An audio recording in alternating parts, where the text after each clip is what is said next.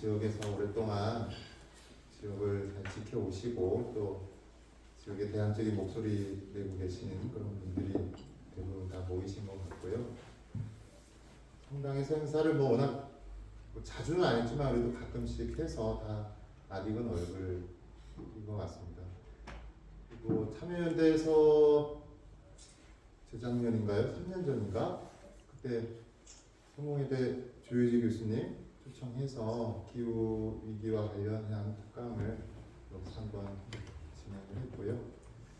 네, 그렇습니다. 오늘 특별히 이제 4개 단체에 같이 참여하는 단체로 함께 진행을 하는 그런 시간이 되어서 굉장히 뜻깊다는 생각이 듭니다. 네, 저는 성공회 예산교회 심규용 신부고요. 오늘 이재정 신부님 강의를 이렇게 듣게 돼서 굉장히 영광으로 생각합니다. 특별히 이제 오늘 오신 분들 그 귀한 단체 다들 이렇게 참석해 주셨는데 단체장 이렇게 나오셔서 인사하기보다는 우리 다 아니까 그 단체 분들 그 단체 얘기하면 일어나서 인사하시고 우리 박수로 이렇게 서로 환영하면 좋겠다는 생각이 듭니다. 먼저 참여연대 분들 다 일어나실까요? 일어나셔서 네. 참여연대 정교도 같이 일어나셔서 그리고 또 귀한 손님들이죠. 저는 이제 이웃집에서 이사 오신 분들이라고 생각을 하는데 북한에서 이사를 오신 북한 이탈 주민분들 예산에 또 많이 살고 계셔서 저희가 해마다 김장 축제를 이제 같이 진행을 하고 있고 가끔씩 또 얼굴도 뵙고 있습니다. 그래서 저 유치원 보면 이제 평화노릇돌이라는 현판을 이렇게 만들어서 걸었는데 그 예산의 희망노릇돌이라는 단체를 만들어서 탈북민들하고 같이 다양한 모임도 하시고 또 행사도 하고 계세요. 그래서 희망노릇돌 천수연 대표님하고 같이 오신 분들 잠깐 일어나서 우리 박수로 환영합시다. 네.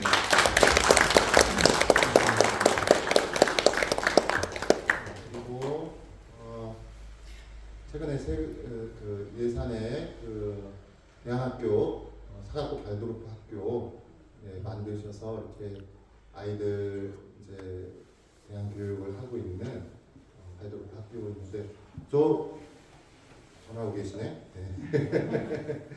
발도르프 학교 학부모님도 오늘 그 통일과 관련된 교육들이 굉장히 저는 필요하다고 생각을 해서 같이 이렇게 참여를 했으면 좋겠다 이렇게 말씀을 드렸고 그래서 같이 이름을 올리게 됐습니다. 그래서 발도르프 학부모님들 일어나셔서 인사해 주십시오.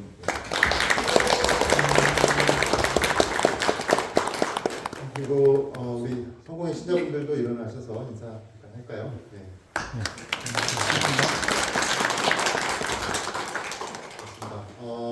강의를 원래 제가 이제 신부님한테 보내드렸던 강의 제목은 한반도 평화 정착과 통일 교육의 중요성 이렇게 포스터를 만들어서 마음에 드시냐고 그랬더니 신부님이 제목을 바꾸자.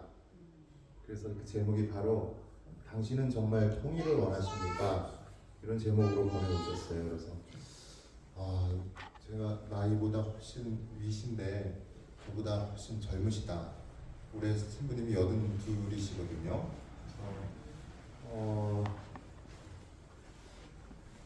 통일에 대해서 우리가 깊이 생각하는 그런 시간이 됐으면 좋겠다는 생각이 들고 사실 이제 통일이라는 단어도 굉장히 퇴색되고 또 그렇게 절박함을 느끼지 않는 그런 시대가 됐다는 생각이 듭니다. 그러나 아직까지도 우리나라가 남북한 분단되어 있고 또 많은 젊은이들이 지방에 의무를 하고 있는 그런 현실들을 또 감안할 때 통일에 대해서 또 한번 깊이 숙고하는 그런 시간을 가졌으면 좋겠다는 생각이 들고요. 신부님이 올해 82인데 앞으로 이제 얼마큼 더 강의를 다니실 수 있을지 모르겠어요. 그래서 제가 제목을 원로에게 듣는다라는 소리 제목을 이렇게 했고요. 건강하셔서 앞으로도 오랫동안 이렇게 10년. 네, 앞으로 10년.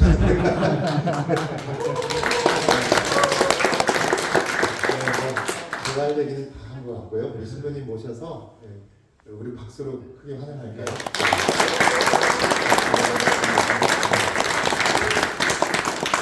신부님 소개를 제가 못했는데 다 알고 계시죠? 네. 네, 여러분 반갑습니다. 네.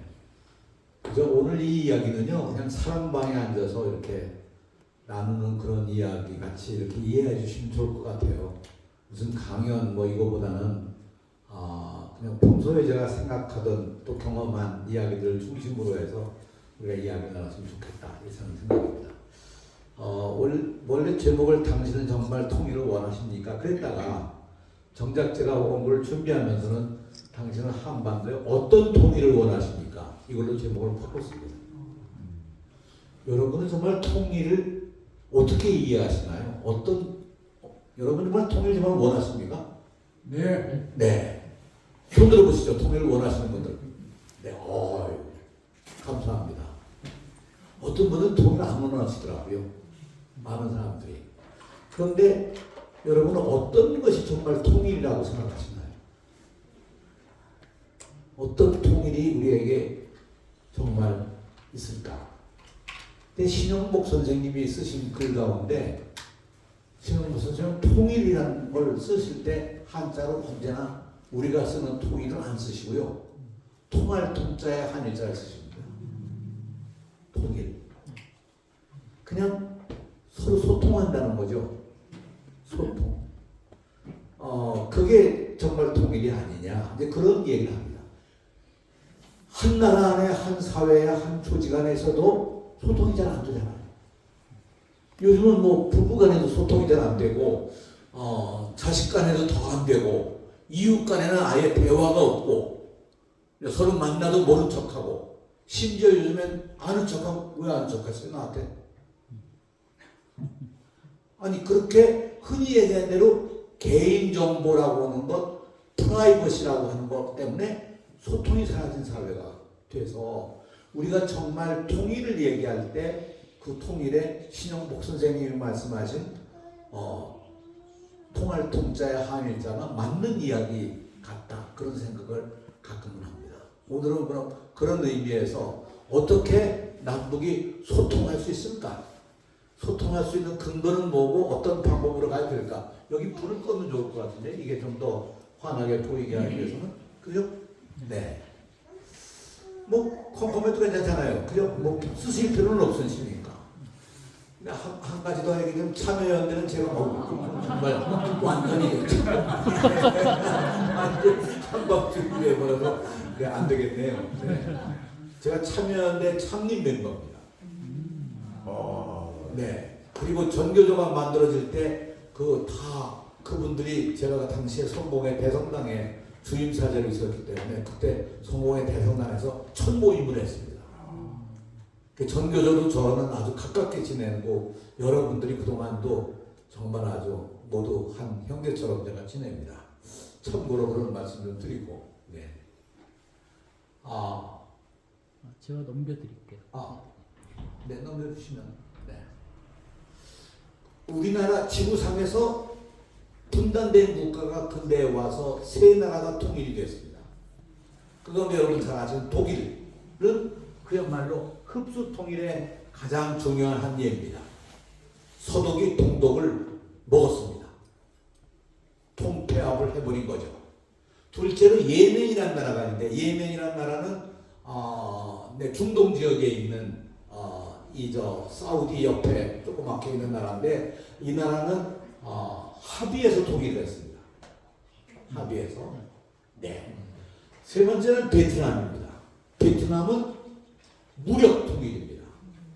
네. 북쪽과 남쪽이 북베트남, 남베트남에서 무력 통일한 이 세 가지 사례가 통일의 사례입니다. 그럼 어떻게 통일이 되는지 하나하나 한번 좀 짚어보도록 하죠. 네. 다음. 과연 이 나라들이 그렇게 통일을 이룬 다음에 과정은 어떠했고 통일 이후에 어떻게 됐나 하는 걸 좀 살펴보면 남북이 우리가 통일을 어떻게 할까 하는 걸 한번 이렇게 짐작해 볼 수 있지 않겠습니까? 네.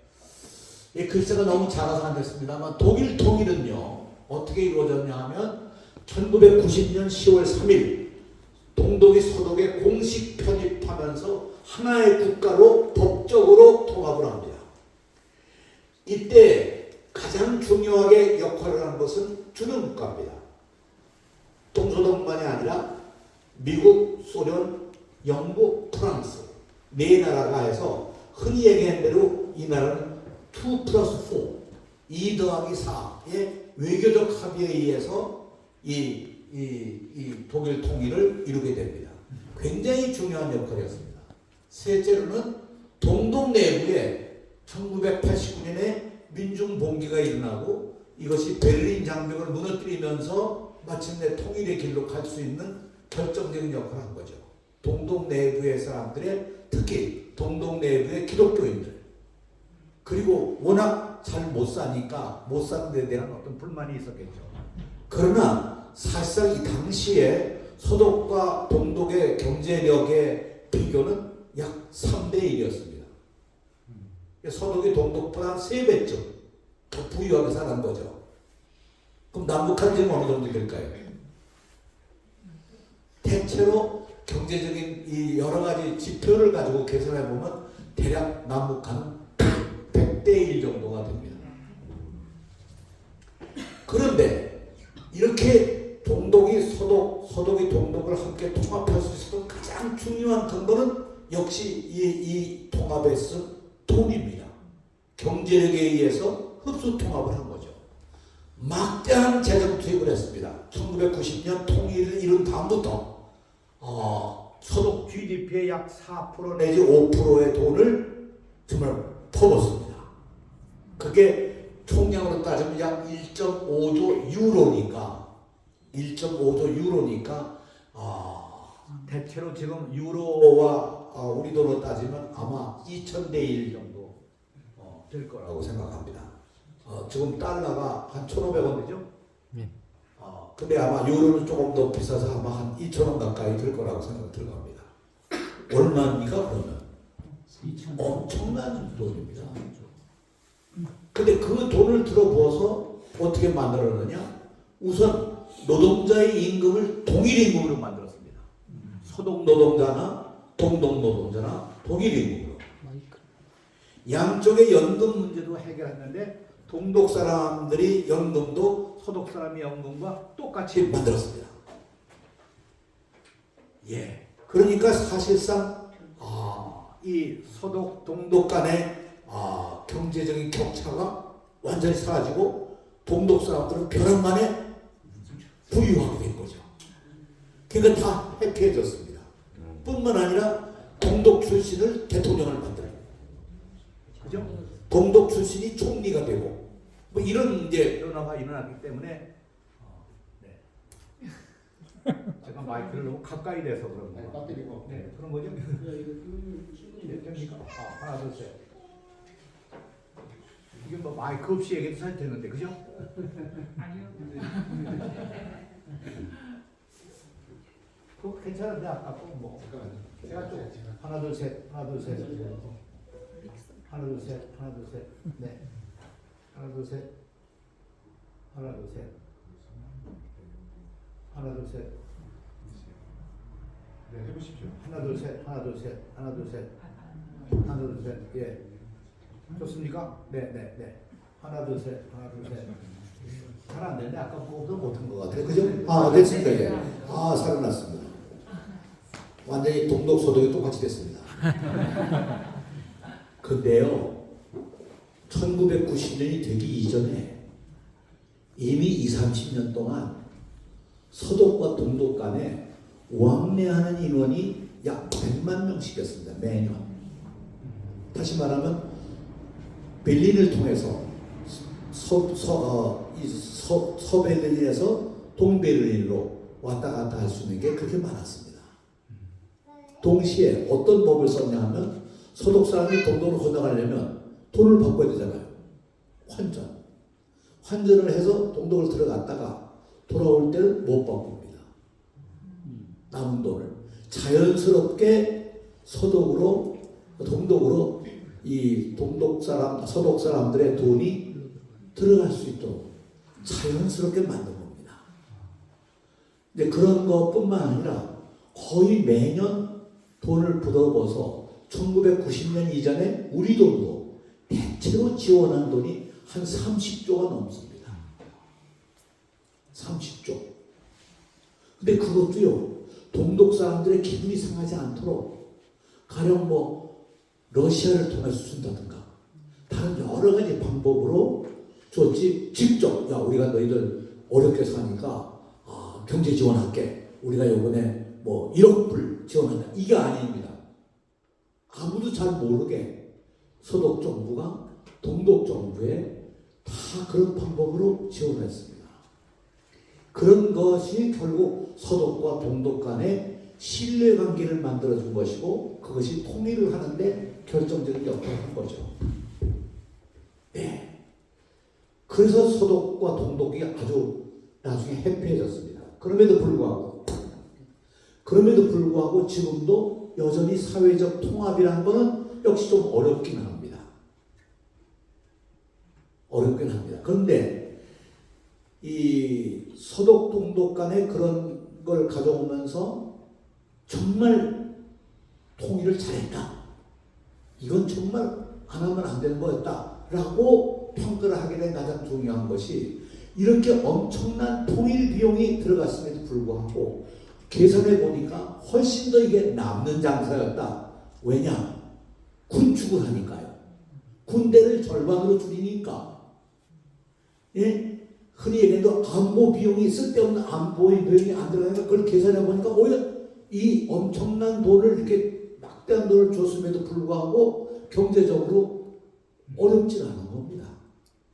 오히려 평화가 있기 때문에 훨씬 더 독일이라는 나라가 내부적으로 굉장히 좋아진 거죠.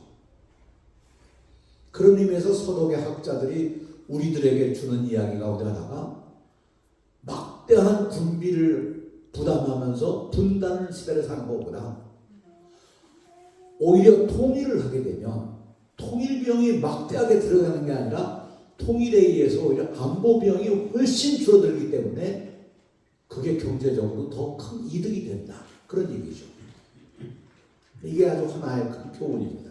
다음, 예멘은 어떻게 됐느냐? 예멘은 1990년 5월 22일 남북 정부 간의 협상에 의해서 예멘 공화국이라는 걸 만듭니다. 양국의 협상입니다. 이때 하면서 서로 권력 구조를, 북예멘이 대통령을 맡고 남예멘이 부통령을 맡는다, 이런 거였습니다. 여기는 남북의 위치가 우리하고 좀 바뀌었습니다. 그래서 남예멘이 소련 쪽이고, 예? 그리고 북예멘이 이쪽 서방 쪽이죠.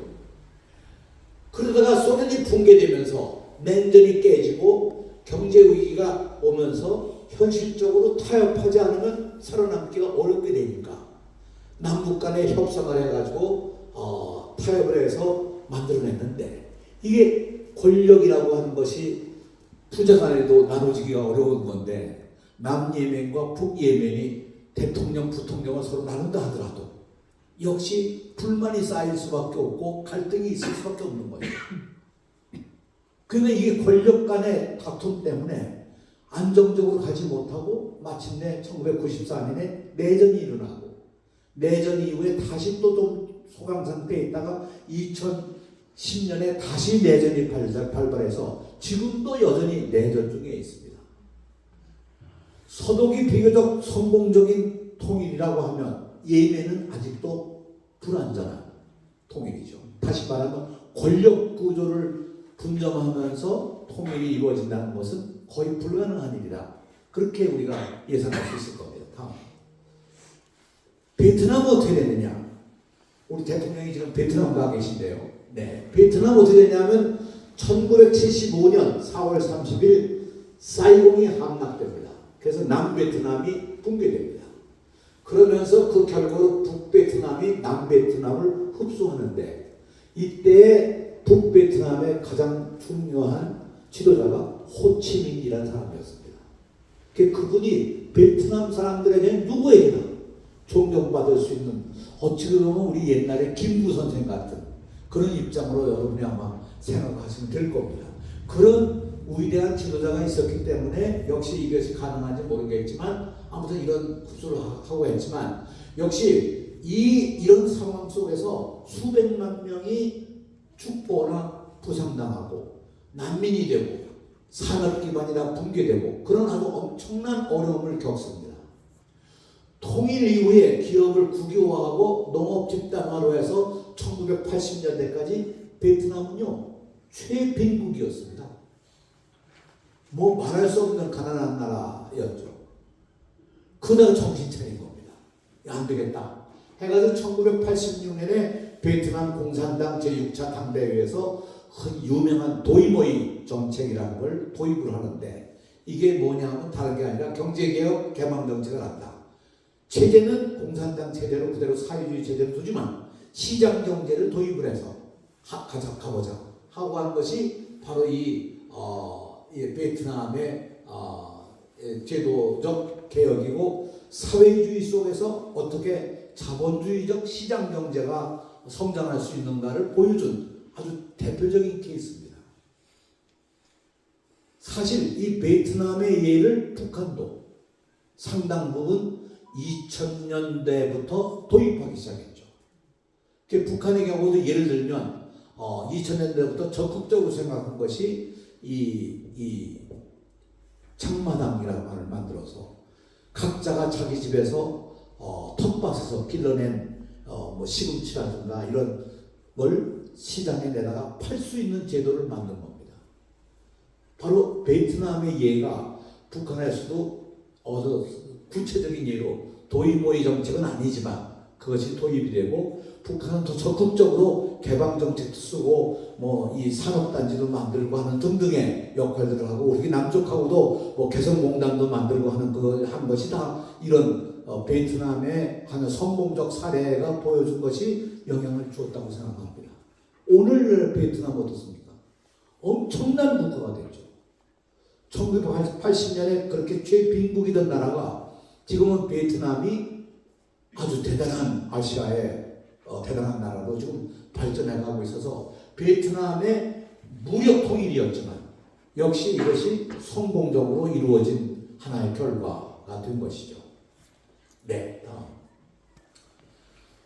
그렇다면 우리는 어떻게 통일을 하고 어떤 통일이 우리들에게 있을 수 있을까? 앞에 얘기한 세 가지 흡수 통일, 협의에 의한 통일, 무력 통일 이 세 가지가 우리의 사례에 맞을 수 있을까요? 이 가운데 뭔가 하나가 있을 수 있다고 생각하는 분 한번 손 들어보시죠.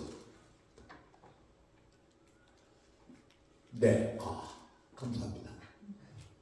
무력 통일을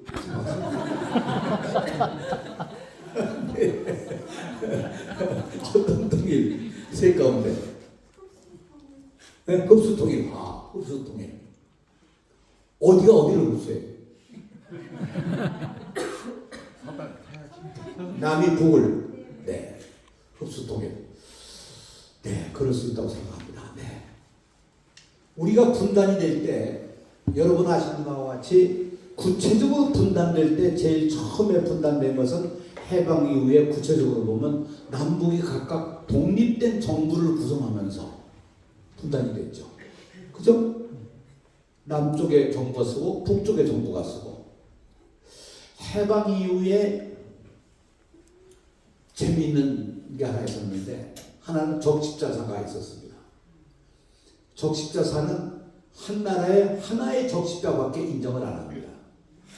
근데 해방되고 나자마자 남북이 각각 적십자를 만들었습니다. 남쪽은 김규식, 서재필 이런 분들이 적십자를 만들고 북은 북대로 적십자를 만들었는데 그때 이름이 북도 남도 조선 적십자였습니다. 그러니까 조선 적십자로 해서 적십자사가 저도 분단 없는 통합된 적십자를 만들어보자 하는 것이 김규식 씨나 서재필 씨가 가지고 있던 하나의 꿈이었던 거죠. 그러나 그것이 바로 이승만 정권이 들어서고 정부가 수립되면서 두 번 다 깨지고 그 다음에 다시 대한적십자사로 바뀝니다. 그것이 우리들의 현실입니다. 그러니까 독립되고 나서 김구 선생도 있고 남북대화도 있었지만 통일의 노력을 굉장히 열심히 했지만 그러나 정부의 권력을 쥐려고 했던 북에는 김일성, 남에는 이승만 양쪽의 권력에 의해서 분단이 될 수밖에 없었던 거죠. 아까 예멘처럼 아무리 권력을 서로 통합해서 한다 하더라도 이게 합의가 안 되는 거죠. 우리 사회가 작든 크든 모든 조직이 그렇습니다. 권력은 나누지를 못합니다. 그래가지고 결국은 이게 정부 수립이 분단을 만들죠. 그 다음 단계는 뭘까요? 그 다음 단계는 전쟁이 일어나기 전에 이미 이념적으로 남북이 완전히 갈라지는 민족 분열이 일어납니다. 북에 있는 민족과 남에 있는 민족이 하나의 민족이지만 갈라지는 거죠. 마지막으로 전쟁 이후에 휴전선이 만들어지면서 국토의 분단이 이루어집니다. 이 분석은 제 분석이 아니라 역사학자로 지금 돌아가신 강만길 교수님이 우리 분단의 과정에 대해서 이렇게 설명을 합니다. 그럼 역으로 돌아가서 이거 어떻게 우리가 통일이란 걸 만들어낼 수 있을까? 과연 그게 가능한가?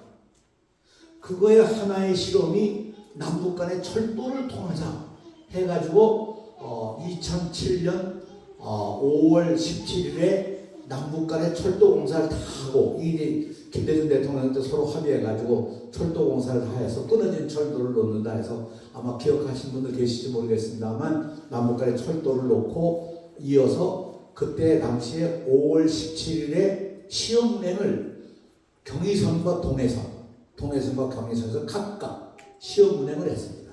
이건 동해선에서 했던 모습입니다.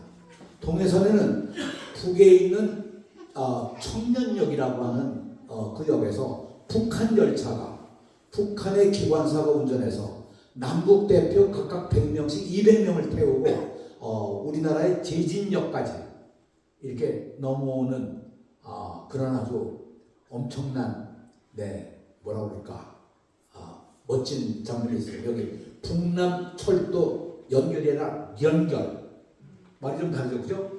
연결 구간 열차 시험운행.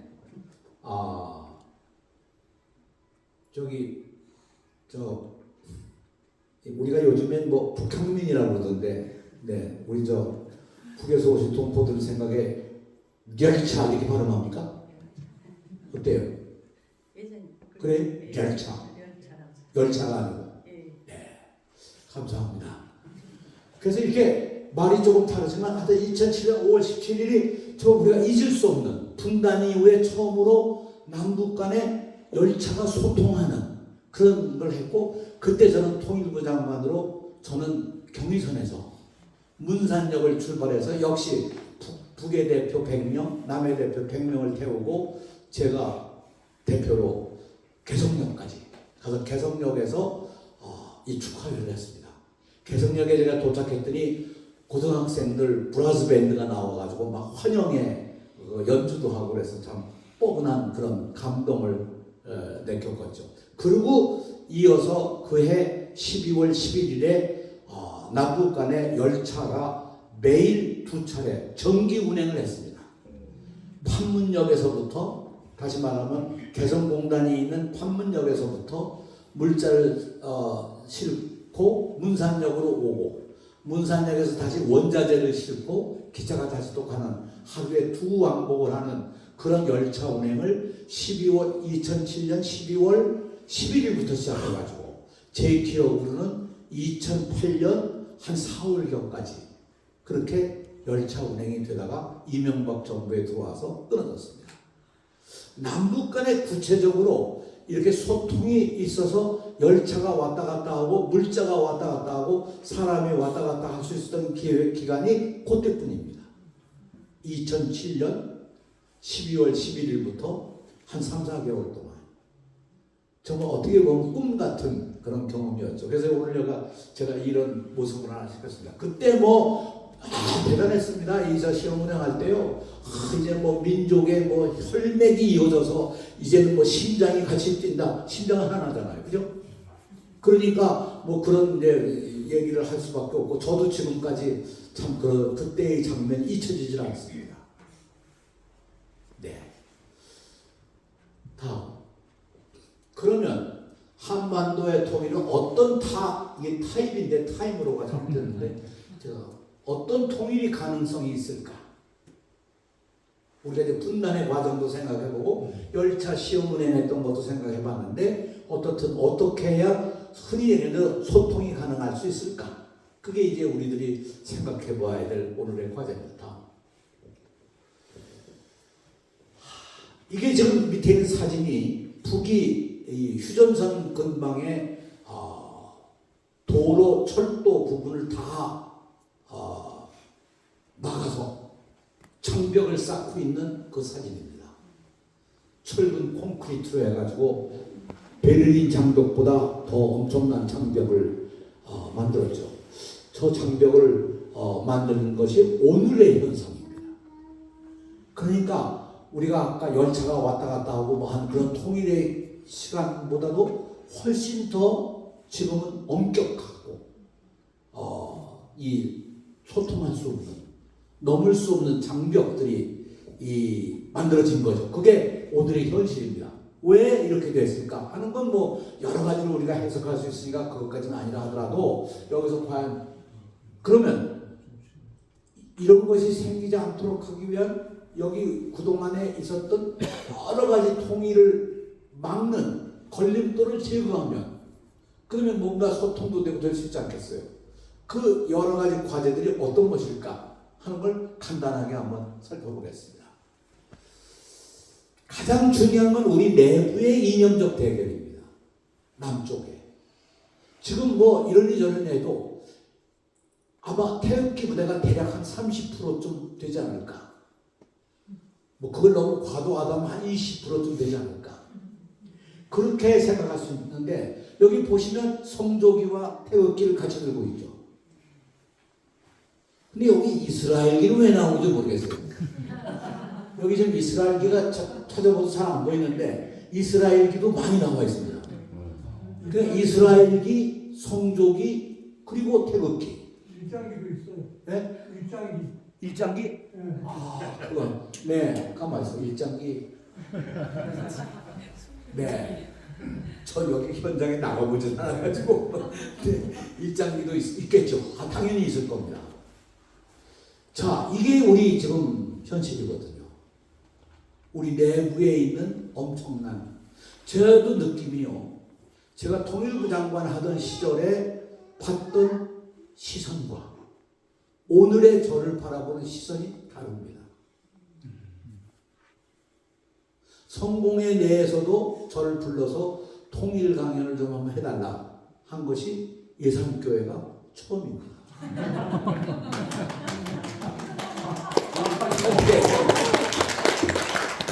믿거나 말거나. 네. 제가 성공회 사제인데 제가 성공회 대학교 총장을 하고 지금 성직자들이 대부분 다 제 제자들인데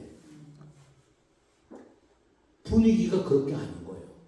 통일을 얘기할 수 있는 분위기가 아닌 겁니다. 지금 교회가 잘못됐다는 얘기가 아니고 그 얘기 해봤자 의미가 없다. 또는 뭐 통일 뭐하러 해? 그냥 이대로 있지. 그냥 뭐 그런 첩보자기 내지는 그런 생각을 갖는 사람들도 상당히 있을 거라고 생각합니다.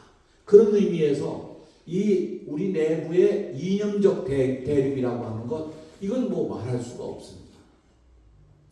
이거는 다만 일반 시민사회만이 아니라 정치권 더합니다. 우리 언론 말할 수도 없습니다. 그 우리들에게 제일 험악한 욕이 미국 같으면 너 죽여. 그게 미국의 욕이고 또 하나는 너 거짓말하지 마. 그게 미국 사회의 기본이었는데 지금 미국에서 거짓말 제일 잘하는 사람 누구예요? 그렇죠. 그러니까 이게 미국이 망한 겁니다 지금. 저는 요즘에 이스라엘과 미국이 합해서 이란하고 전쟁하는 걸 보면서 미국이 점점 망하는 길로 가고 있구나 하는 생각을 합니다. 거짓말을 밥 먹듯 하니까. 근데 거짓말 하는 걸 미국 사회가 세게 저항하는 세력도 없어 보이잖아요. 우리 같았으면 벌써 촛불 시위가 뭐 100만 명, 200만 명 워싱턴에 다 와서 모일 텐데 없잖아요. 그거 보면 이게 그렇습니다. 그런 의미에서 이념 대결 이걸 어떻게 해결할 거냐. 제가 교육관 8년을 하면서 이런 문제들을 여러 번 겪었습니다. 교사가 교실에서 뭘 했는데 이게 용공이다. 그래서 내가 그때마다 왜 그 용공이냐, 용공이. 사상의 자유가 있고 표현의 자유가 있는데 헌법상 권리가 있는 교사를 왜 우리가 처벌을 못한다고 그래요. 안 한다. 그래가지고 다 지나갔습니다만 그게 뭐 지금 사회적으로 보면 용납을 못하는 겁니다. 하여간 이게 가장 큰 걸림돌입니다. 어떻게 이걸 해결해낼 수 있을까? 둘째, 핵무기의 문제입니다. 핵무기가 지금 전 세계로 보면 이렇게 국가별 핵탄두를 가지고 있는데 러시아가 한 4,380, 미국이 3,708, 이게 24년도 통계니까 한 2년 전 통계죠. 그런데 이게 사실은 러시아와 미국이 많이 줄어든 겁니다. 옛날엔 다 러시아가 한 15,000개, 미국이 한 12,300개 그렇게 됐었습니다. 제가 장관할 때만 그랬었습니다.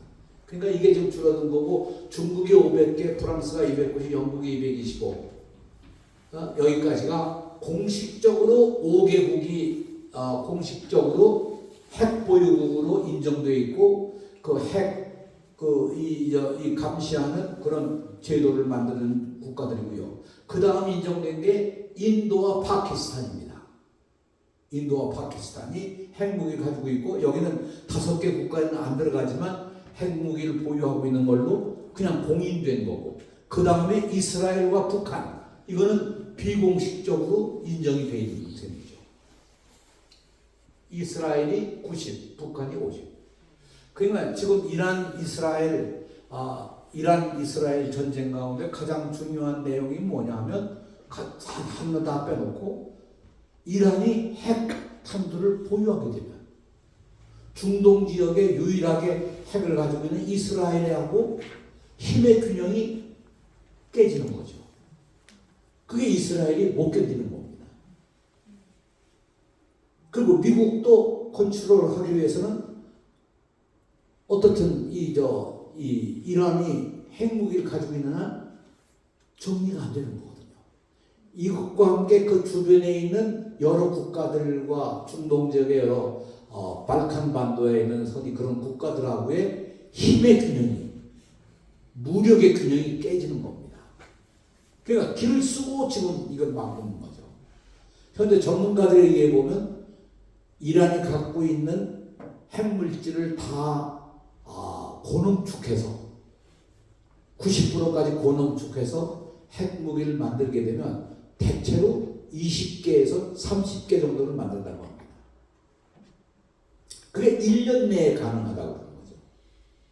그러니까 다 이거에 대한 위협을 느끼는데 그 위협을 느끼는 게 미국이 느끼는 게 아니고 사실은 이스라엘입니다. 그러니까 이란에 대해서는 최대한 미사일 쏘는 그 사정거리도 줄이고 그걸 허락을 안 하는 거죠. 이스라엘까지 못 오게 하기 위한 그런 방법이겠죠. 하여튼 이 국가 간의 문제라고 하는 가장 중요한 아까 말씀드린 예멘의 경우나 마찬가지로 힘의 균형 이게 가장 중요한 하나의 문제고 과제입니다. 그 다음 그러면 북한 핵 문제를 어떻게 할 거냐 하는 문제입니다. 예? 이거는 그야말로 NCND 인정할 수도 없고 부인할 수도 없는 그런 현상으로 좀 쉬쉬쉬 하고 있지만 북한은 실제로 핵무기를 가지고 있다 그렇게 주장하는 거죠. 미국에서도 트럼프는 북한은 핵 보유국이다.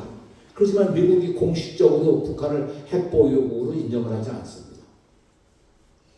북한이 핵무기를 가지려고 하는 가장 중요한 목적은 뭐냐? 남쪽 때문이 아니고 미국에 대한 견제입니다. 미국은 기본 정책이 이제까지 북한에 대한 기본 정책이 역대 대통령이 내려오면서 민주당이 됐건 공화당이 됐건 누가 됐건 뭐 클린턴이건 뭐 부시건 트럼프건 간에 기본적으로 내려오는 거는 북에 대해서 선제 공격이 가능하도록 되어 있습니다. 북한이 어떤 일을 벌려서가 아니라 그냥 선제 공격을 할 수 있는 그런 거죠. 그게 베네수엘라에서 일어난 거나 이란이나 다 마찬가지입니다. 미국의 선제 공격. 이란이 뭔가 우리를 쳐들어올 가능성이 엿보이기 때문에 우리는 거기를 공격하지 않을 수가 없다. 이게 트럼프의 얘기 아닙니까? 베네수엘라 마찬가지죠. 마두로라는 대통령이 있는 한 반미가 퍼져나가고 그러면 미국의 위상이 북미 대륙에서 문제가 있다. 그러니까 이거 가만히 있을 수가 없다. 그래가지고 결국 마두로를 잡아가지 않습니까?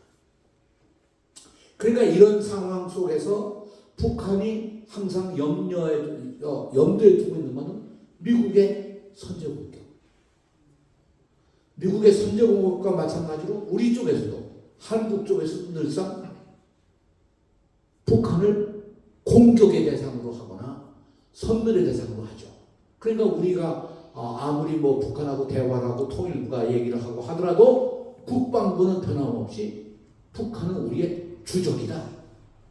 원래 주적이라는 건 전쟁 시기에 있어서의 주적 개념입니다. 평상시엔 주적 개념이 없는 거예요. 그러나 국방부의 백서에 보면 언제나 매년 북한을 주적으로 결정짓고 있으니까 이거는 언제든지 공격해서 없애버려야 할 대상인 거지 다른 게 아니죠. 하여튼 그런 의미에서 2006년 10월 9일 1차 핵실험을 한 이후 지금까지 4차 핵실험까지 2016년 4차 핵실험을 한 것까지 나오는데 그래서 4차 핵실험을 하고 완성한 다음에 그야말로 자기들이 우리는 핵보유국이다 하는 강력한 의지를 가지고 2018년 동계올림픽에 당당하게 북한 대표 선수가 나서게 된 겁니다.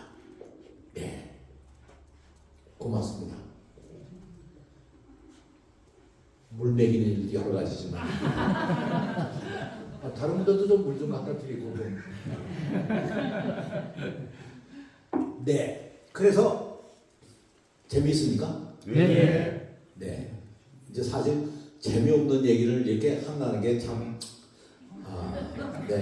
쉽지 않은 일인데 아무튼 간에 하여간 이게 지금 어려운 일이 여기까지 가고 그래서 핵 문제가 어떻게 우리가 해결할 거냐. 사실 핵 문제는 미국의 문제이지 우리 문제가 아닙니다.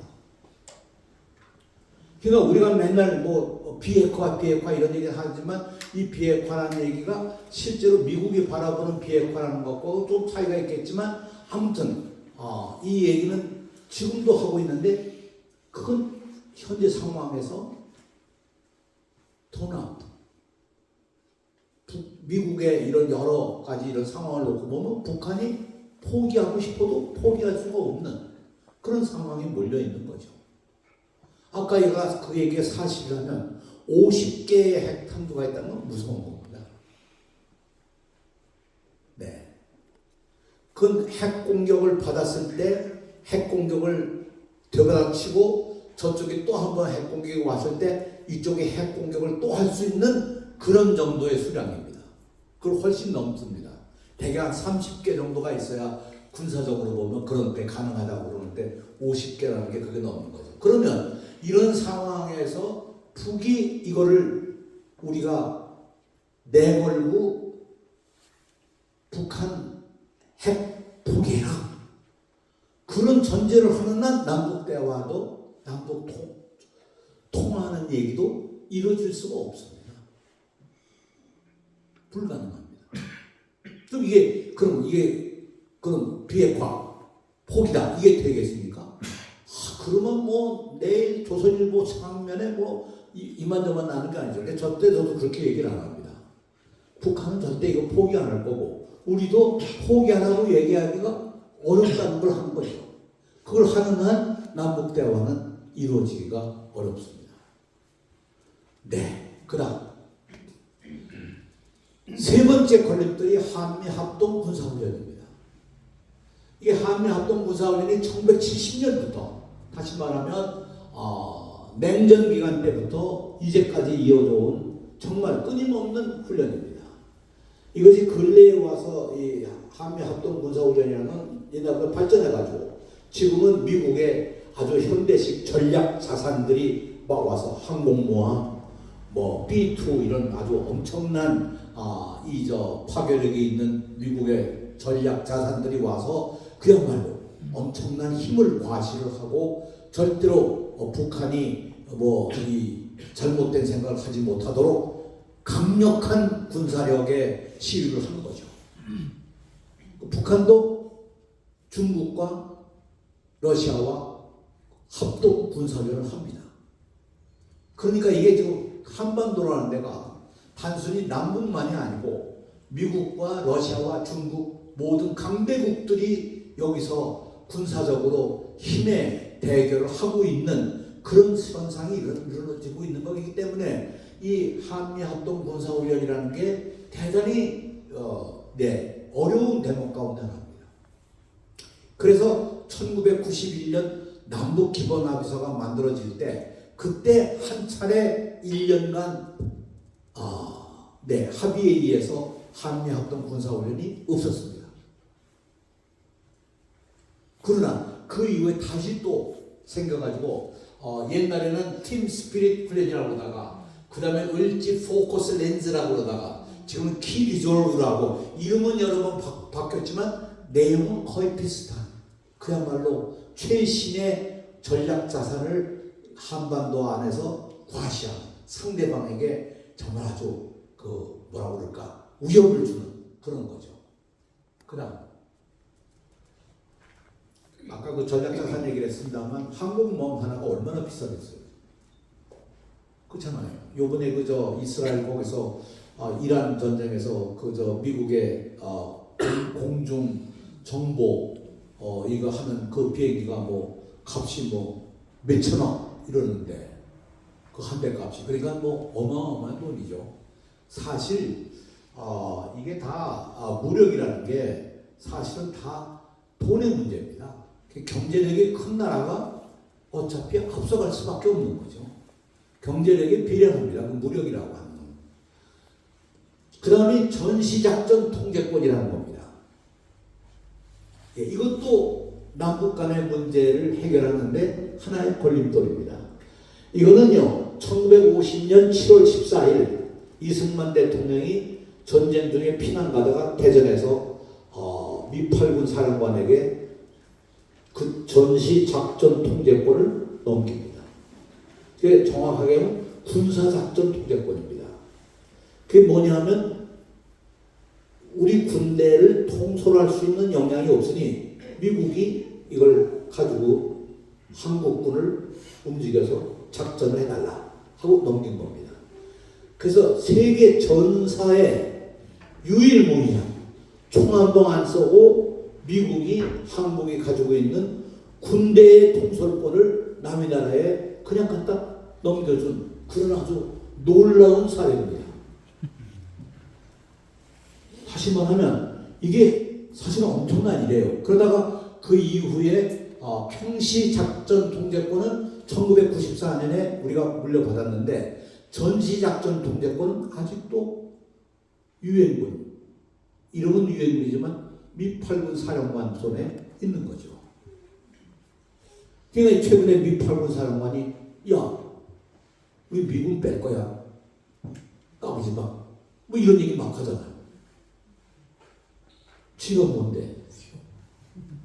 그러니까 이게 참 어려운 대목들의 얘기입니다.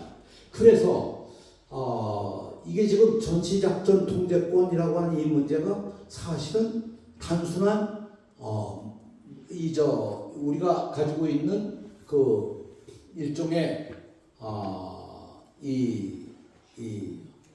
의미를 따진다고 그러면 이것이 사실은 군사 주권의 문제고 우리 군대를 우리가 지휘하는 게 아니라 미군 사령관이 지휘하고 그 밑에 우리는 부사령관입니다. 부사령관. 그러니까 이게 뭐 사실 부사령관의 의미가 없는 거예요. 그래서 이 전시작전 통제권을 이양하기로 사실 2007년 제가 장관할 때 그때 미국하고 얘기해가지고 탈퇴해서 그때 그 유명한 그 김장수 국방장관이 미국에 가가지고 협상을 해서 이제 곧 이거 한다. 근데 정권이 바뀌면서 그냥 그것도 무산되고 말았죠. 그러니까 지금은 어떻게 되느냐?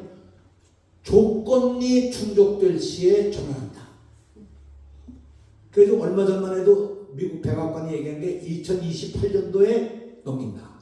그러다 최근에 나온 것이 2029년쯤 되면 조건이 충족돼서 넘겨줄 수 있지 않겠느냐 하는 게 조건을 내건 것도 미국이고 조건이 충족됐다 안 됐다 판단하는 것도 미국입니다. 우리가 아니고.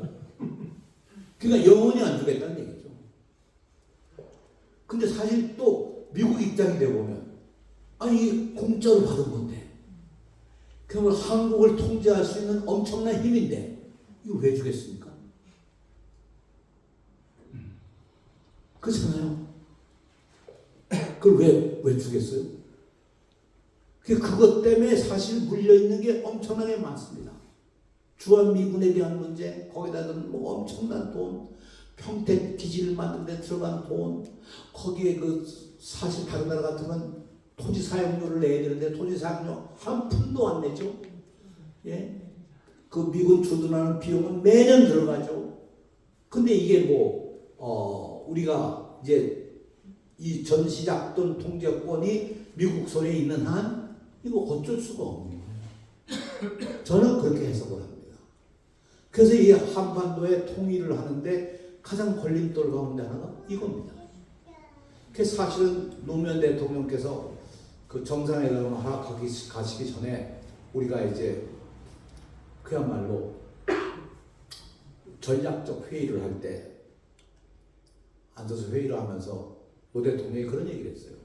북이 회의하러 갔는데 너희는 전시작전 통제권도 없는 주권도 없는데 어떻게 우리하고 같이 앉아서 회담을 하냐? 그럼 우리가 뭐라고 얘기하지? 정말 그건 할 얘기가 없는 거죠. 하여튼 그런 얘기까지 나와서 나는 것이 이게 가장 중요한 의미를 가집니다. 9.19 군사합의입니다. 이거는 그야말로 평양에서 아주 엄청난 이 군사합의를 한 겁니다. 정말 남북이 통일을 해나가기 위해서 아주 기본적인 하나의 그 헌장 같은 거죠. 상호 적대 행위를 중지한다. 이 군사분계선을 비무장화한다. 군사분계선 안에 상호 시범적으로 모든 GP를 이 GP를 다 철수한다. 남북 공동 유해 발굴을 한다. 한강하고 등 서해를 평화 수역화한다. 남북 군사 공동 의회를 만든다. 남북 교류 협력을 군사적으로 다 보장한다. 이게 되면 그야말로 소통이 되는 거죠. 그래서 이재명 대통령이 취임하면서 9.19 군사 합의를 단계적으로 이행하도록 하겠다 하는 걸 선언을 했습니다. 어떻게 할 거냐 하는 게 이제 문제인 거죠. 무엇을 어떻게 할 거냐. 가령 쉬운 일부터 해야 되겠죠. 그죠? 쉬운 일부터. 그건 해나갈 수가 있는데 그것을 해나가는 것도 우리 같이 아까 이념적 대립이 되어 있는 우리나라 같은 사회 안에서 모든 언론이 흔히 얘기하는 진보 정권에서 아주 공격적인 상황에서 어느 것 하나 이렇게 손을 댈 때 가만히 있게 되는 거죠. 그러니까 이것도 쉬운 일이 아닙니다. 말은 쉬워도 실천해 내기가 어려운 일이죠. 이게 참 답답합니다. 네, 그다음 여기서 우리가 새로운 문법을 우리가 생각을 해보자. 그러면 남북 간에 어떻게 해야 통일을 하냐. 이제까지 얘기한 거 가지고 도저히 안 되니까 지금 얘기한 걸림돌 하나하나가 제거할 수 없는 역사가 있고 제도가 있고 우리 내부에 합의가 있고 세계적인 문제니까 이거 도저히 할 수가 없다. 새로운 문법을 가자. 네. 그래서 나온 것이 그다음 북은 이국가론을 얘기를 하고 우리는 평화 공존 정책을 얘기합니다. 저는 평화 공존이라는 용어가 새로운 용어입니다. 북이 내놓는 이국가론도 새로운 용어죠. 이제까지는 남북이 합의한 것은 이국가론이 아닙니다. 여전히 한국가론이었었죠. 다시 말하면 지금 이게 분단돼서 이렇게 있지만 이거는 잠정적으로 어쩔 수 없이 이렇게 나눠져 있는 거고 실제로 우리는 궁극적으로 통일을 지향하는 남북이 특수관계다. 국가와 국가의 관계가 아니다. 이게 남북 간에 합의된 내용이에요. 근데 북이 지난번 그 공산당 9차 당대회 때 이거 분명히 하고 이국가론에 내걸고 이렇게 나온 것이 이제 새로운 문법이라고 우리가 봐야 된다. 다음. 그러면 이국가론이라는 게 배경이 어떤 거냐? 1965년에 국제 적십자사에 남북이 다 각각 가입을 합니다. 근데 국제 적십자사의 원칙에 의해서 한 나라의 하나의 적십자만을 인정하는데 남북의 적십자를 다 인정을 해서 남한이 국제 적십자에 가입한 75번째 국가고 북이 76번째 국가입니다. 그러니까 이미 국제 적십자에서는 통제권이 있는 건 아니지만 이론적으로 두 국가를 만든 거죠.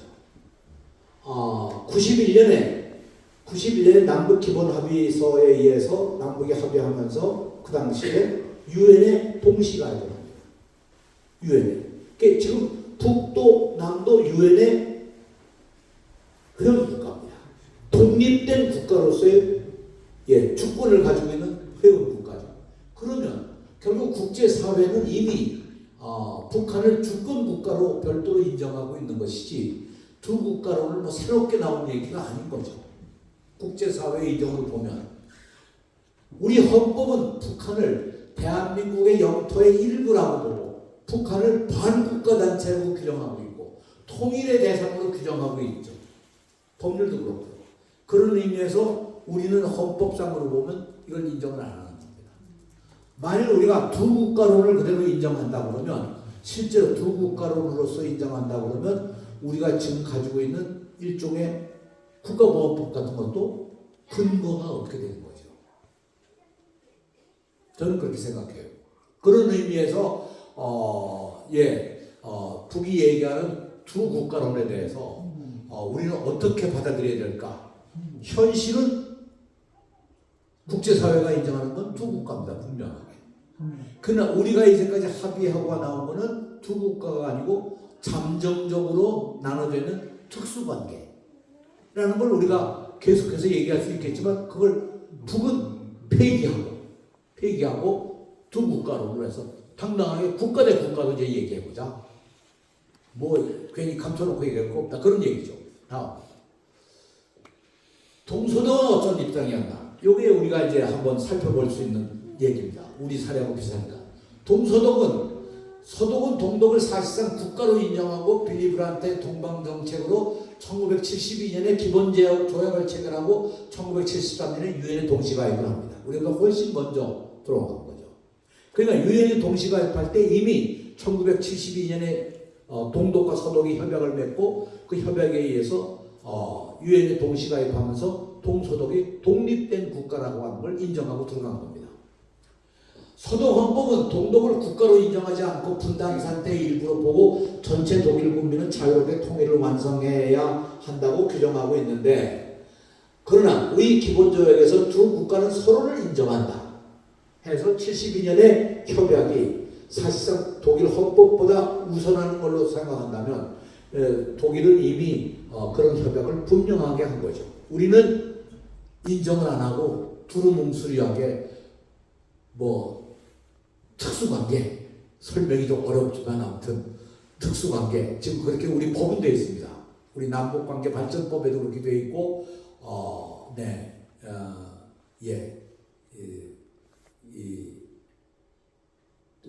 남북관계 기본법 거기다 법에 그렇게 되어 있습니다. 그다음 이재명 대통령의 평화공전과 공동번영이라고 하는 이 주제가 새로운 문법이라고 우리가 본다면 미안합니다.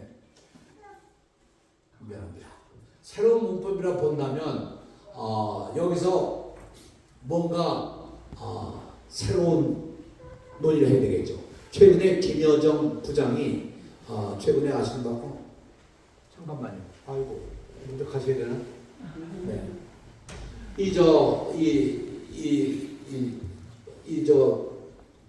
이제 결국 그 북에서 이재명 대통령에 대해서 최근에 김여정 부장이 대한민국 대통령이라는 칭을 쓰고 그리고 솔직하고 대범한 자세를 높이 평가하는 그런 발언을 한 것을 보면 남쪽 대통령에 대한 어떤 좀 더 진전된 그런 입장을 호의적으로 보여주고 있다고 하는 것이 최근 하나의 변화입니다. 굉장히 소중한 변화라고 생각합니다. 그럼 결국은 이 얘기는 뭐냐? 대범한, 솔직하고 대범한 자세다 라고 얘기를 하는데 그 배경에는 사실상 제가 이해하는 문법은 그러면 대범하게 뭘 좀 해봐라 그러면 대범하게 말만 하지 말고 구체적으로 보여봐라. 지금까지 한 거는 그냥 그런 것도 대범한 거지만 진짜 대범한 걸 한번 해봤으면 좋겠다 하는 게 나는 북의 요구라고 생각합니다. 결국 남아있는 건 이재명 대통령이 어떤 행동을 보이느냐 하는 게 가장 중요한 핵심적인 오늘의 과제가 되는 거죠. 정말 변화시키기 위한 새로운 문법이 뭐가 있겠느냐는 거예요. 근데 예를 들어서 제가 제 경험상으로 보면 가장 중요한 문제가 이 정세현 장관이 한번 방송에도 얘기했습니다만 가장 북한 인권에 관한 유엔의 결의안을 할 때 제가 참고를 하는데 하루는 새로운 뉴스가 하나 들어온 거예요. 그 송민순 외교부 장관이 동경에 가서 일본하고 같이 유엔 인권 대북 결의안을 초안을 적고 합의를 하고 그거를 기자회견에서 발표를 했다는 거예요. 우리하고 논의도 없이. 그래서 외교안보 조정회의에 왔을 때 아주 그 송민순 장관에 대해서 엄청난 성토를 해댔죠. 어떻게 그 혼자 그러느냐. 그러니까 우리 내부에도 대북 인권 문제를 인권의 보편적인 것으로 생각해서 우리가 발언을 해야 된다 하는 정부의 주장, 특히 외교부 주장은 이제까지 늘 그렇게 해온 겁니다. 그러나 한쪽 반면에 북한 인권 문제라고 하는 것은 그건 북한의 내부의 정치적, 사회적, 문화적 문제이기 때문에 그건 북한 체제에 대한 얘기가 되는 것이지 보편적 인권의 얘기가 아니다. 그러니까 이거에 대해서는 우리가 얘기한 것이 옳지 않다. 그러니까 유엔이 그걸 결의를 할 때 우리는 반대하거나 최소한도 반대를 못한다면 기권을 해야 된다. 이게 기본적인 입장이 통일부 쪽의 입장입니다. 근데 이것이 정권이 바뀔 때마다 왔다 갔다 했습니다. 어느 땐 찬성하고 어느 땐 기권하고 어느 땐 그런 식으로 자꾸 어떤 어정쩡히 왔다 갔다 하니까 북이 남쪽 정부에 대한 신뢰와 믿을 수가 없는 거예요. 그렇지 않겠습니까? 그러니까 이재명 정부도 5년 단임인데 그 다음 정부가 되면 어떻게 될 거지? 그러니까 북도 선뜻 이재명 정부에 대해서 찬성을 하고 그럼 이렇게 갑시다 하는 얘기가 어려운 얘기죠. 자, 잠깐 그런 게 이제 우리들 내부 속에 있는 겁니다. 그 다음 어떻게 남과 북이 그러면 평화적으로 공존할 수 있겠느냐? 공존할 수 있는 방법, 공존이라도 하자.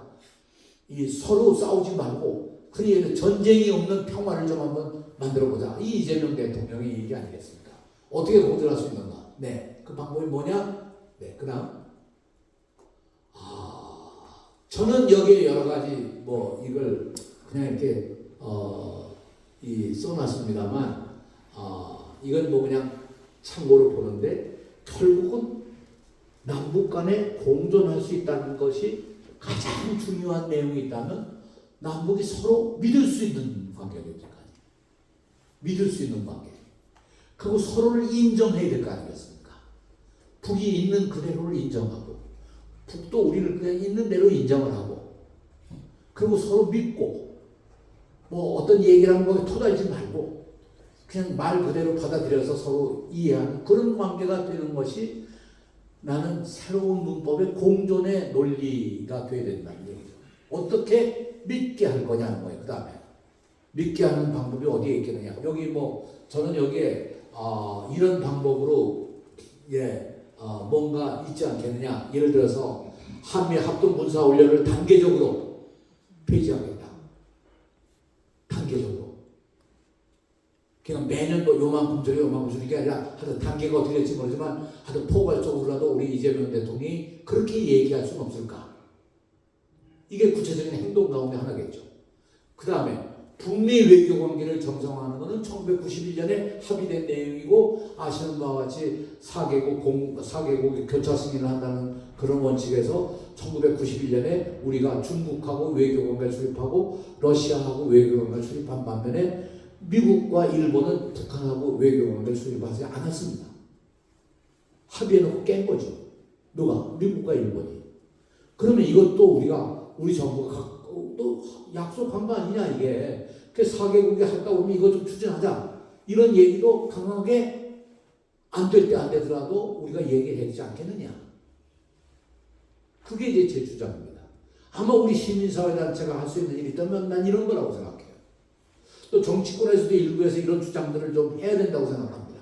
이것이 통할 수 있는, 서로 믿을 수 있는, 믿다는 게 뭐예요? 과거의 약속을 지키는 거 아니겠어요?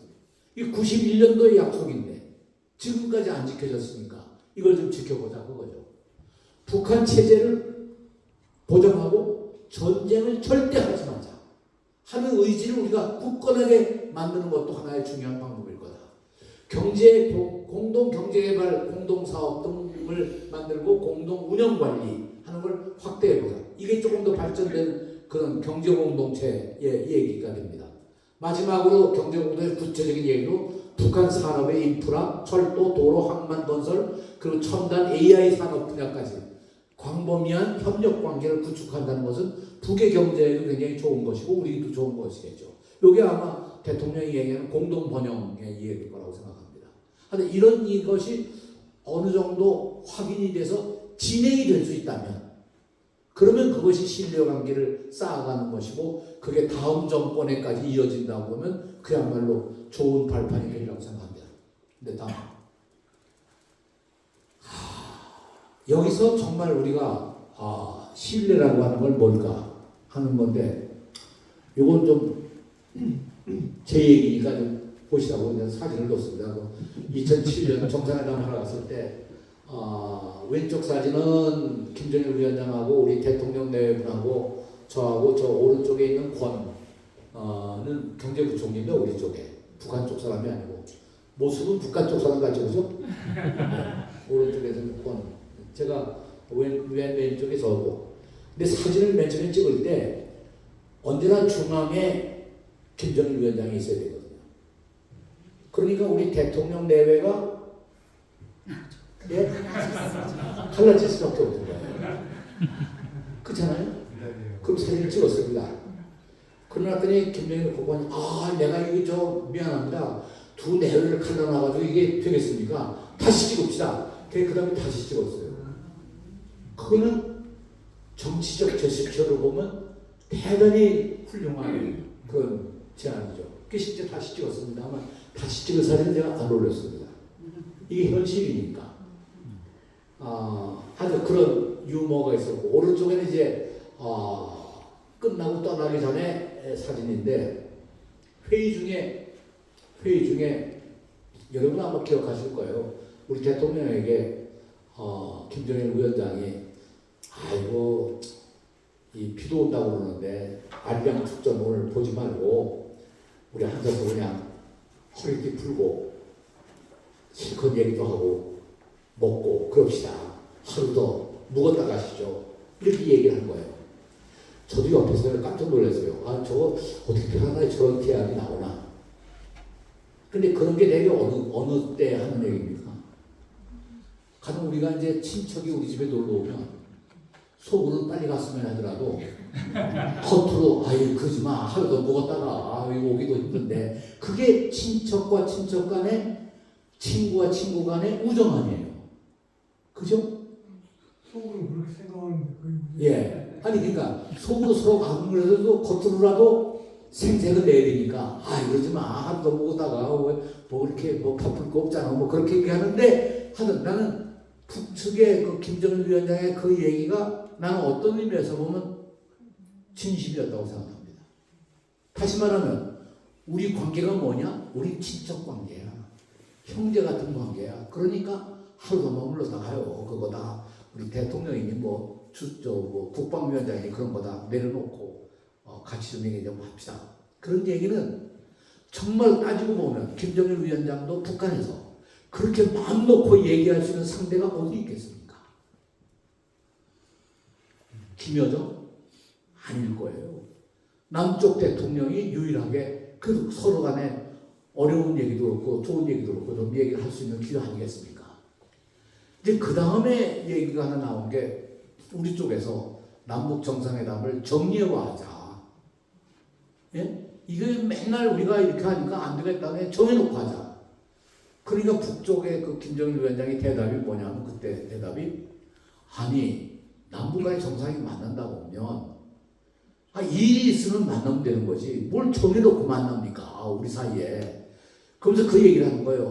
우리가 저 친척집 방문하려면 전부 치고 내 며칠 날 갈 테니까 좀 준비해줘. 그러고 가지 않느냐. 그런 것처럼 일이 있으면 만납시다. 근데 정해놓고도 못 만나는데 일이 있으면 만날 일이 없잖아요.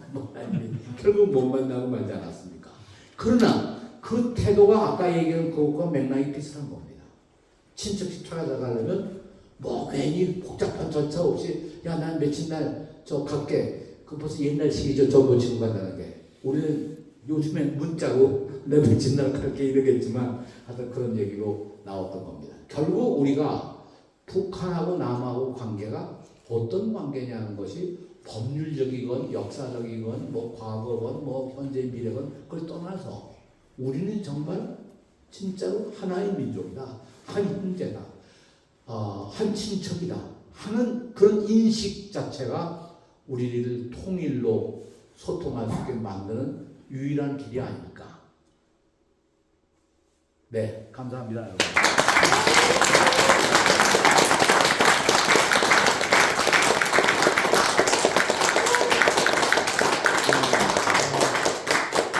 선생님 들으시면서 질문하실 내용 많이 있으실 것 같은데 몇 분만 이렇게 질문을 들어보도록 할까요? 별로 질문이 없으실 거예요. 네, 말씀하시죠. 어떤 얘기든지. 네, 네. 여기 나오셔서 얘기하시죠. 마이크가 있어요. 하기도 여러분하고 마이크 있어요.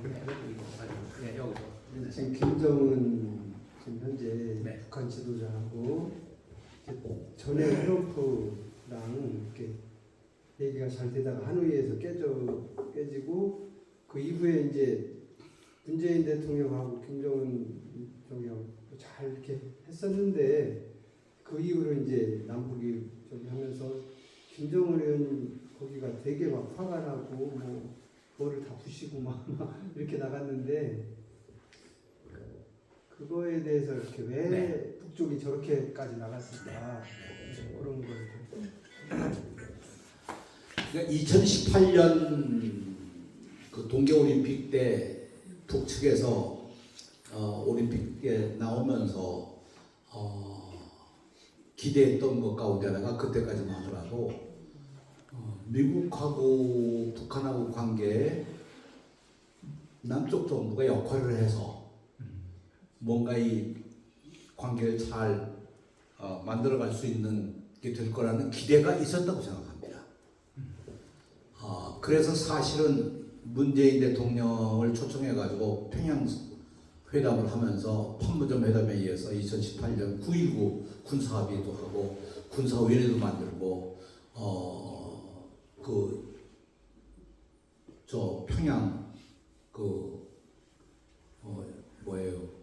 노동 5월 노동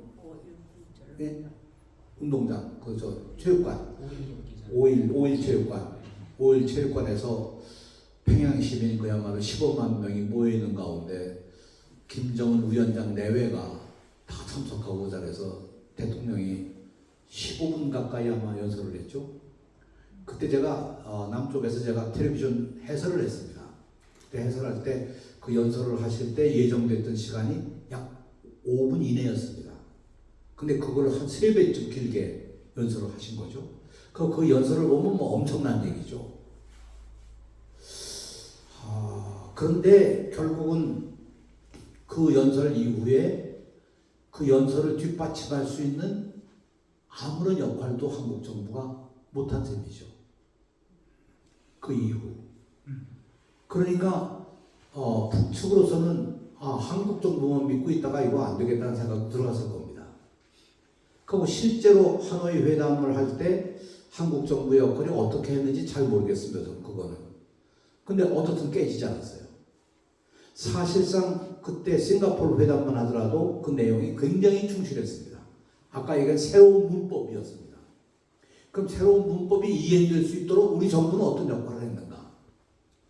북미 회담이 끝난 다음에 북미 회담에 대한 흔히 얘기하는 우리가 수습도 하고 추진도 하고 적극적으로 그걸 이행해 나갈 수 있도록 역할을 했어야 되는데 나는 그런 점이 좀 미흡했다고 생각해요.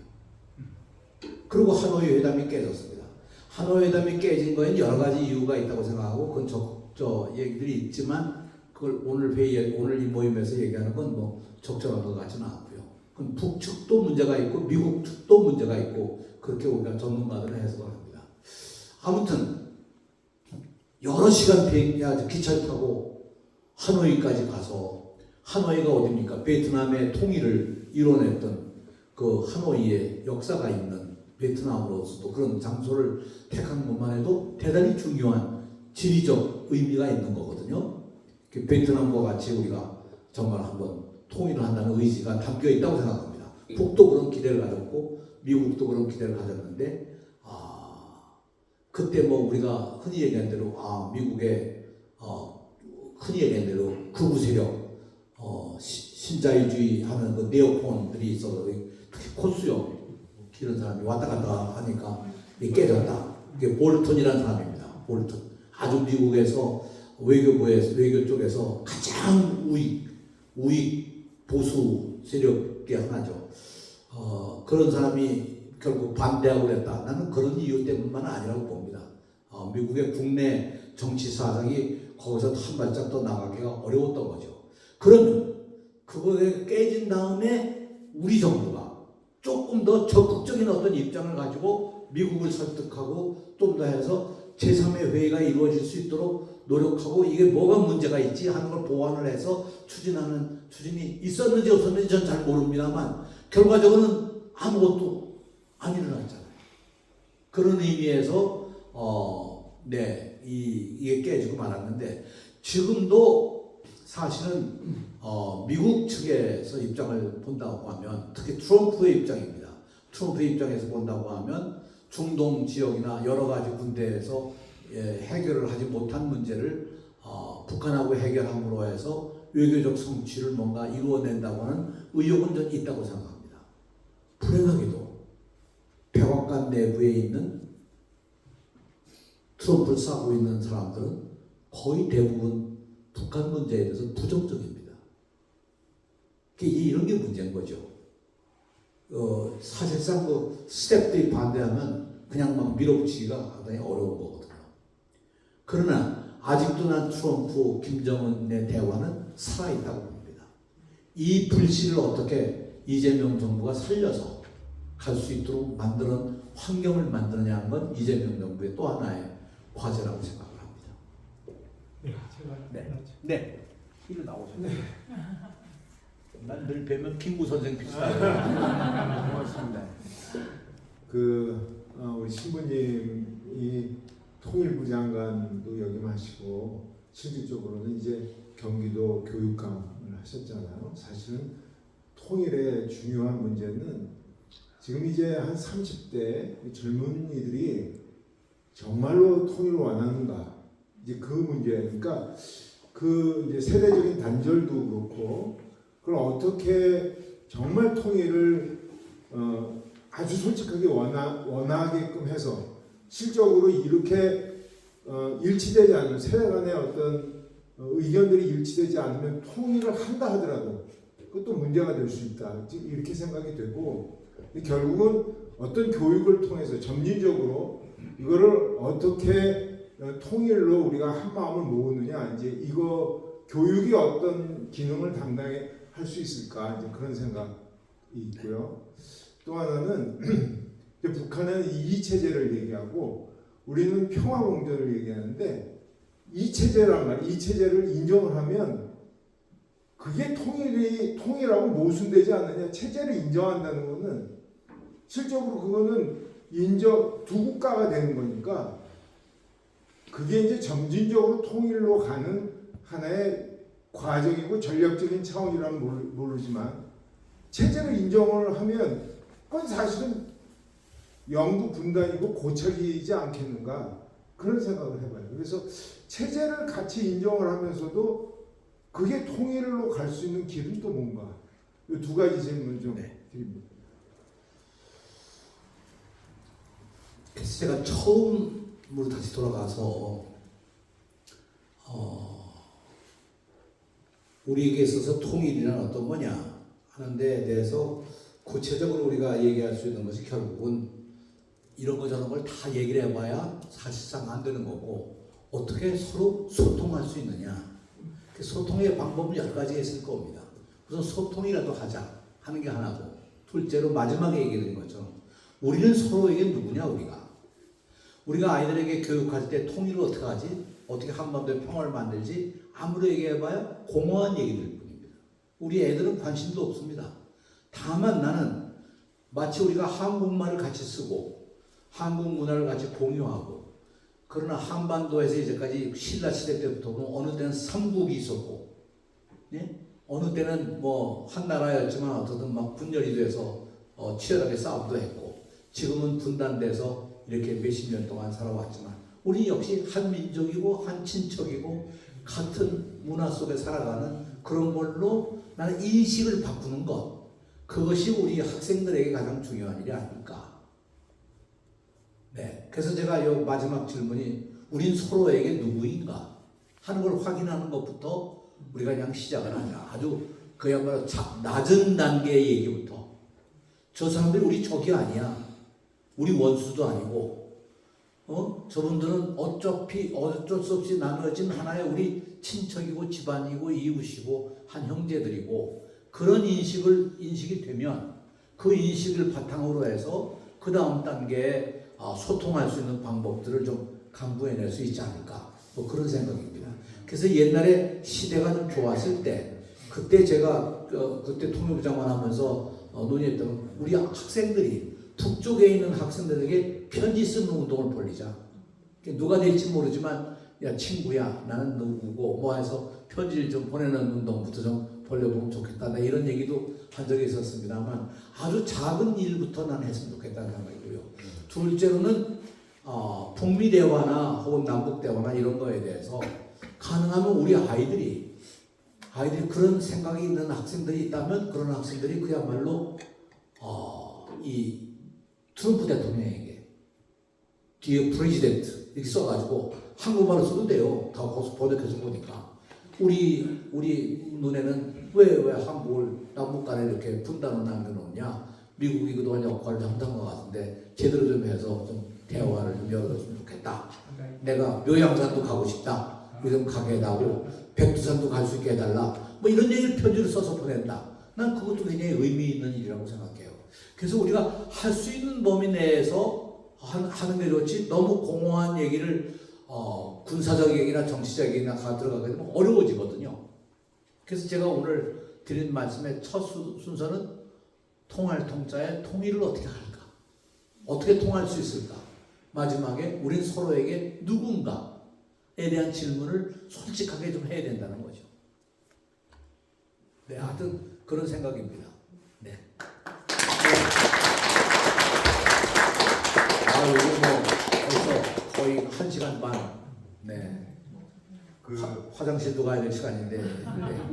시원이 마지막으로 네. 우리 통일단체 희망도둑들 네네네. 질문 좋습니다. 네, 괜찮습니다. 네. 말씀. 네. 괜찮아요.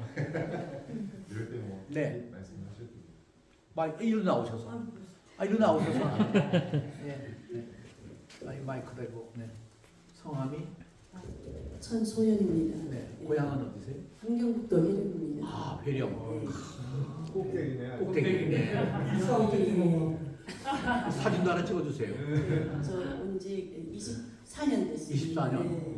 2002년도에 왔거든요. 2002년. 아, 네. 그러시구나.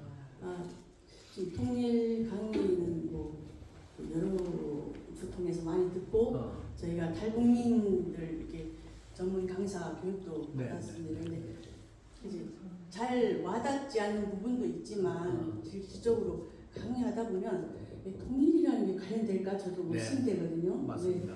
네, 사실 지금은 원하지 않는 게 많이 보여요. 사람들이 통일을 원하지 않는다는 거.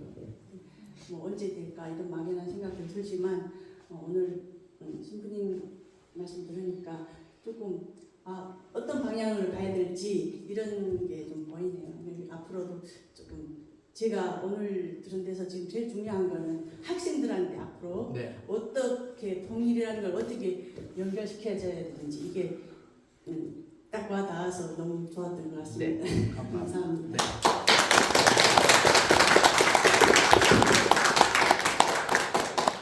네. 회령 얘기하시니까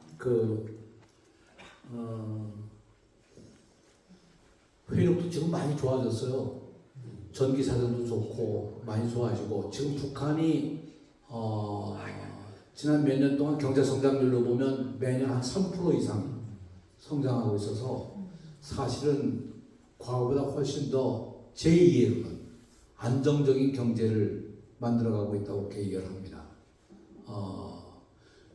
그 2020년대 초만 하더라도 마이너스 성장이었는데 코로나 시대를 겪을 때 뭐 다 우리도 마이너스였지만 그러다가 2023년, 24년, 23년부터 성장률이 좀 좋아지기 시작하고 더구나 이 우크라이나 전쟁이 발발하고 러시아하고 관계가 좋아지고 중국하고 관계가 좋아지면서 예전보다는 훨씬 더 안정적인 상황이 되어 있다고 생각합니다.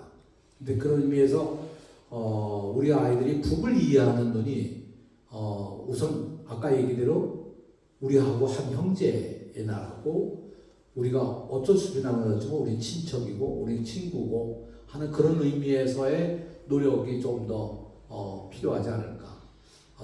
나는 북한이 이렇게 간다는 게 굉장히 좋은 징조라고 생각을 합니다. 네. 이 정도로 마칠까요? 네. 네, 감사합니다.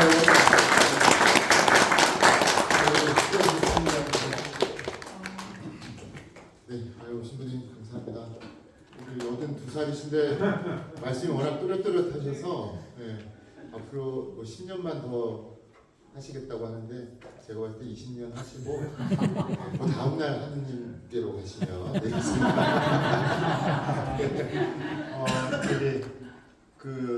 사실 오늘 그 주체가 충남 하나센터인데 제가 소개를 못했어요. 그래서 그 충남 하나센터가 하는 일은 충남 지역에 북한 이탈 주민분들 관리하고 또 그 적응을 돕는 그런 역할을 하고 있고요. 우리 센터장님이 성당 신자분이셔서 네, 감사합니다. 그리고 그 뒤에 그 하나센터에서 여행용 그 칫솔 치약 저거를 갖고 오셨어요. 그래서 가실 때 하나씩 가져가시고 아까 참여연대 우리 대표님 구성현 선생님 광고 있으시다고 하시는데 네, 나오셔서 광고.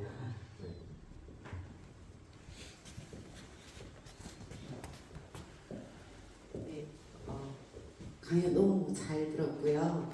저는 지금 초등교사이고 27년 차 이렇게 하고 있어요. 하고 있으면서 20년 동안 적어도 교과서는 한 번도 변하지 않았고 왜 통일을 해야 되는가 하면 나오는 장면이 이산가족 상봉이에요. 그게 지금 2026년을 살아가는 아이들한테 얼마큼 와닿겠는가.